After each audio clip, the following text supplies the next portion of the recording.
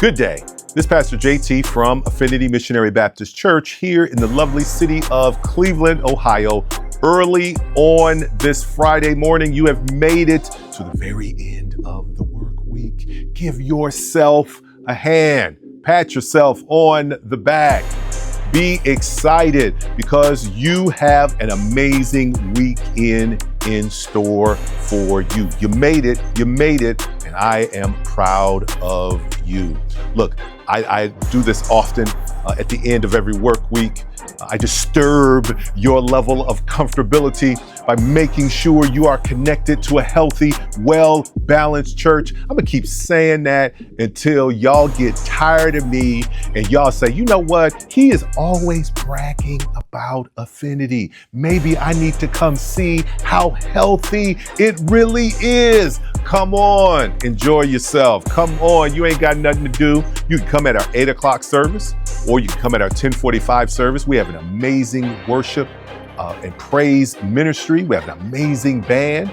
We come together and pray at the altar. And then we have a powerful, impactful, relevant word preached across the pulpit that touches the hearts and minds of those in our church community. So I personally invite you to Affinity 4411 East 175th Street in the lovely city of Cleveland, Ohio. You don't have anything to do, join with us this Sunday and you will be blessed. Man, I've done so much talking.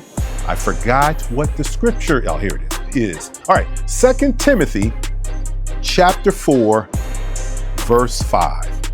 And it reads as follows: as for you, be sober in everything, endure suffering, do the work of an evangelist, carry out your ministry fully. This passage of scripture is not phrases of suggestions. These are imperative statements. Be sober, endure, do, carry. The reason why these are imperative is because it builds up, these ingredients builds up to doing ministry. And this is the word, if you don't get anything out of this verse right here, this is the word you gotta pay attention to. The word is fully. There are times when God calls us to serve those that are in need. We don't do it fully. There are times where God calls us to serve in ministry and we don't have a clear mind. That's what it means to be sober. So there are times God calls us to ministry, and the first time someone tells us about ourselves, we cop an attitude and we run away. We can't even take constructive criticism. We can't even take criticism, let alone constructive criticism. And that's why he says, endure suffering. There are times where God calls us to ministry and we don't even have a firm grasp of the gospel, the good news, to be able to tell someone else. So we can't do the work of an evangelist. All of these don't happen. We can't carry out our ministry call fully. Do an evaluation of the energy you put into the ministry that God has called you to serve in. Does it look like a garage? What do you mean by that, JT? If you ever look in someone's garage, there are a lot of unfinished